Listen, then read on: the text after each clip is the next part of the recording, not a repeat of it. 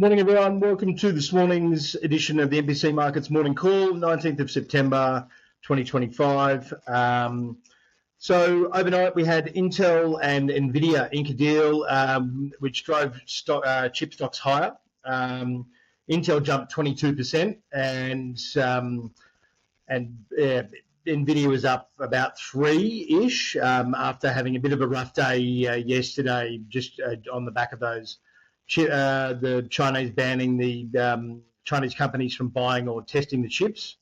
So overall, we had the Russell after the Fed's rate cut yesterday and signalling that there'll be 2 more 25 basis point cuts for the year. That's obviously very good for the small caps. We had the Russell up there, up 2.5%, NASDAQ up 1%, and S&P up 0.5%. Pretty good week overall. And look, at the moment, market's looking pretty bulletproof, to be honest. So Aussie had a bit of a shocker yesterday. We've lagged all week, despite the fact that, look, gold and silver's been off, but we've had some decent runs in uranium, lithium, and also iron ore's sort of sitting at the top of that range there. So, and considering we are looking at lower rates because of yesterday's jobs number in Australia down, I think 5 or 6,000%. Pretty sad move for the reaction from the Aussie market. Probably expected to recover today. The SPI was up around about 0.5 to 0.6%, and I think we may play a little bit of catch up overall, but we don't tend to be the most bullish of markets in Australia. So as you can see here, Nvidia up 3.5, Google up a little bit. That's at 52-week highs. Intel, as I said, was up 22% or thereabouts. Palantir was up another 5%. The world's most expensive company keeps getting more expensive because they keep winning contracts. An absolute classic case of, where sometimes like expensive isn't expensive if they're getting the revenue. So Trump in the UK at the moment, he had a number of the Mag 7 CEOs there, Sam Altman, Jensen from Nvidia, you had Tim Cook from Apple as well. And they're obviously Nvidia inking that Intel deal. Trump's obviously getting pretty close with Jensen because Intel's really a bit of a basket case, to be honest. We probably prefer AMD in the space, and they're, particularly due to their incumbency in that robotics and automation space. But look, I mean, Trump's in the UK. That deal for Palantir was 920 million. So massive deal yet again. They just keep doing deals with everyone. And basically, they've made themselves almost like base systems. If you want to be part of the Allied Forces, you've got to have the Palantir system. It's become the stickiness for the US government has basically forced stickiness onto other governments as well. So a lot of little intertwined deals happening at the moment. And look, credit to Trump, because they do, if they want to take back this chip and AI thematic in terms of national security and in terms of looking after the economy for decades to come. You probably want a deal maker in charge. Look, I'm not big on politics. I just tend to be very centrist, but I just can't see the likes of Joe Biden or even Obama, possibly not even George Bush, to be honest, and prior to that, a previous Republican president, hustling is hard. They just didn't have that business background. They were more politicians. So not, as much, whatever you think of him, not the worst bloke probably to have in power while you're trying to hustle deals. For the next phase, industrial revolution style phase of a technology leap. So Oracle called a little bit as well. Meta came out with an announcement yesterday, which I think got very little attention, but I think is quite significant. They are releasing a pair of the in conjunction with Ray-Ban. I mean, they look, I've got to say, they don't look great, but of these smart glasses, which at the moment won't really be, they're not going to be a replacement for smartphones, but That's where they're positioning themselves. They do have a head-up display and a internal monitor within the glasses, and I can honestly see them starting to eat a big chunk of that smartphone market, because I mean, obviously it would be very good for people who wear glasses, and people might still want a phone, but the thing about it is it runs on Android, so it doesn't run on Apple, and I don't think that's going to be good for iPhone overall, and that is obviously around 50% of their, or 50 to 55% of their revenue. And then anyone who's listened to the podcast previously knows I'm very skeptical on Apple. I know they've got an absolute ton of cash, but their lack of innovation and what I would call laziness over the last decade, just because of their incumbency, may come back to bite them pretty hard. I mean, we've had, when we saw what happened to BlackBerry all those years ago when the smartphone came out, I'm just extraordinarily surprised that, given what Apple did to BlackBerry, that they're not more conscious of this.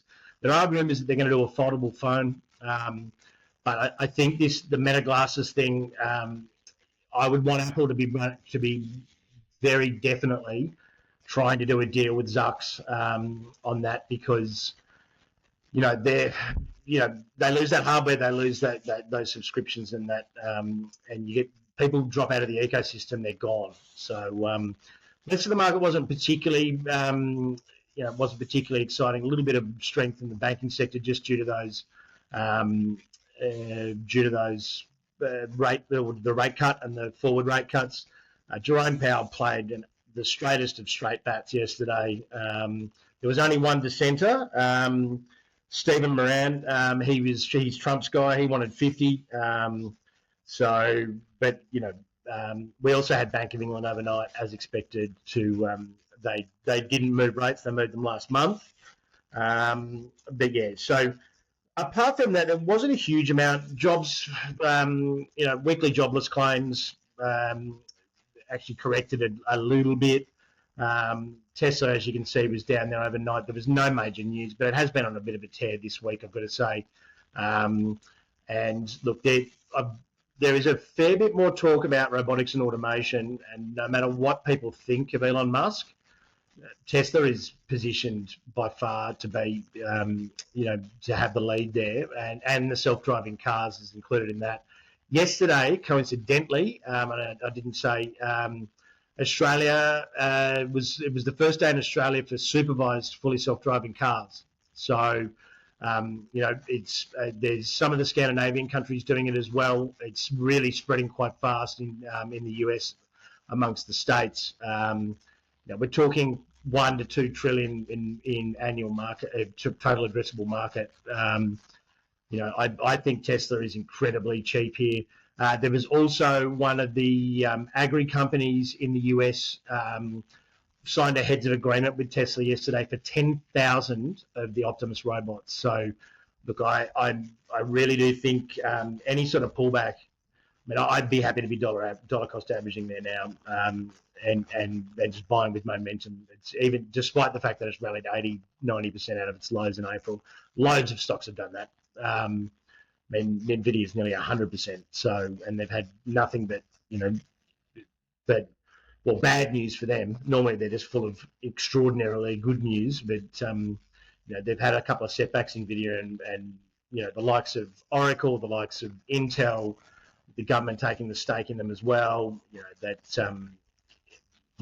think you're probably getting a bit of a bargain, because people are really hating on Elon. So next week we've got a couple of decent earnings, but I mean, it's not particularly earnings season. Micron on the 23rd, it was up about 5% overnight. We like Micron. It's one of our global alpha. We're currently, we put it on about a week and a half ago into, looking at this earnings ahead. It's already gone through our price target, or our initial price target, which we've just raised. So we might look to potentially trim into the number, because I think we're up quite considerably there already. Costco is a massive one next week. You're going to get some insights into tariffs, into the consumer, and all sorts of things. Just for those who watch Ausbiz, I've got Costco as part of the hybrid version of the call with Mark Morland next Thursday. So the earnings will be the earnings will be that night. But for those of you who want to get insight into 5 stocks, Mark Morland, very smart guy as well, and has some great insights. Check that out. Next week, not much on the calendar really. RBA governor speaks on Monday morning. A bunch of Fed speakers all through the week, not just the Monday. They just peppered all through the week. I just couldn't, there'd be too many little flags there if I tried to put down everyone's name. CPI in Australia as well, final GDP and core PCE on Thursday and Friday. This is obviously the second revision. This is the one that moves the market the least, probably largely just ignore that, to be honest, unless there's a move in, a significant move in the PCE. But obviously the way that GDP works, it's a quarterly number. There's advanced GDP, which is the one that's quite volatile. There's, there's revised GDP, and then there's final GDP. So this is just the final revision of the quarterly number, looking backwards. So it doesn't tend to move the market too much. Some manufacturing PMIs in Europe and the US as well. So yeah, there'll be a little bit going on next week. It'll be interesting to see if the market can hang in there after we've had quite an extraordinary run in September, which is seasonally very, statistically very unlikely. So it'll be interesting to see now that we've got these rate cuts, etc. A bunch of deals being done, and a void for earnings for probably, there'll be small bits and pieces here and there, but I don't really see where any more positive announcements are going to come out, and everyone's going to be focused on those labour market numbers, which will be Friday 2 weeks, I would imagine, or maybe Friday week. Commodities. US dollar rallied about 0.4, which obviously dragged. I mean, silver and gold got belted yesterday. Gold's still pretty high, but for, probably a pretty reasonable result, I suppose. There was fear of a 50 cut that sent those things higher earlier in the week, but obviously, that's been sucked out of the market now. Coal, I think that move in coal is really just there's a shift in the futures, particularly, but we did see iron ore rally a little bit this week. So it's knocking on those highs there. Crude's up, uranium up as well, obviously on that Department of Energy deal. Our favourite in the space, Oklo, my lord, is up about 30 or 40% this week. New record highs. It's unbelievable. The smart modular reactors. I think we recommended that probably about 2 or 3 weeks ago. It'd nearly be up 50% by now. Quite incredible, but particularly for a company that's pre-revenue, but it's really positioned itself as in that small modular reactor for the data centers, and now that's the way that the US government's going to go. They are in pole position at the moment, so one of those ones that if we do get a pullback, it will likely fall back quite quickly because it's not making money. But I think you want to buy it on a long-term basis for sure. But as far as the Aussie goes today, I would expect us to open probably, the SPY's up about 0.6. I think we'll probably head a little bit higher unless the usual parade of dour fund managers is too cowardly to buy it. And we should maybe, hopefully see a little bit of a move higher. I would imagine, whilst it's definitely more AI and tech based in the US, which doesn't necessarily come into our market, the rest of the world's pretty bullish as it stands at the moment, and we've got really strong technicals on it. So I would expect us to grind higher, maybe even get to about up 1% at some stage today. Yesterday we had Santos's deal fall through. And there was other